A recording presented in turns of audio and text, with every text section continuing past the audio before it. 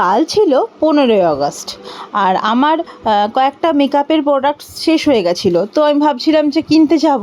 তো তারপরে দেখি RD এন্টারপ্রাইজের কাকু মেসেজ করলো যে 15ই আগস্টে কাকুর দোকানের 8 বছর পূর্ণ হচ্ছে, তো সেই কারণেই সমস্ত মেকআপ আর্টিস্ট, নেল আর্টিস্ট, বিউটিশিয়ানদের ইনভাইট করা হয়েছিল।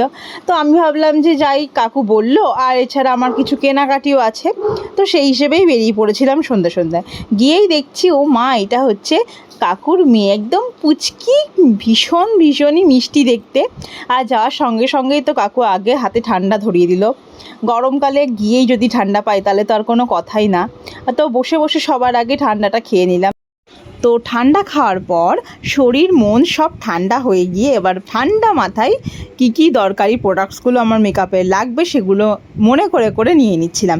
আর তার পাশে আশেপাশে সব মানুষজন আসছিল যাচ্ছিল, অনেকে কেনাকাটি করছিল, তো তার সাইড দিয়েই আমি আর কি মনে করে আমার জিনিসগুলো কিনছিলাম।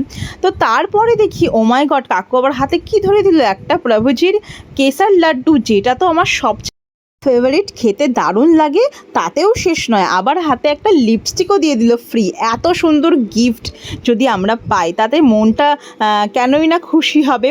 তো ভীষণ খুশি হয়ে সব কিছু কিনে গিফটও পেয়ে এইবার বাড়ির পথে রওনা হচ্ছিলাম, বাড়ির দিকে আসছিলাম।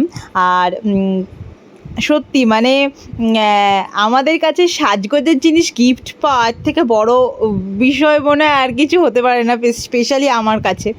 তো তোমরা কারা কারা গিয়েছিলে কাকুর দোকানে? যারা গিয়েছিলে অবশ্যই কিন্তু কমেন্ট করে জানিও। আর তোমরা কী কালার লিপস্টিক পেয়েছে যারা গেছিলে অবশ্যই কিন্তু দেখিও।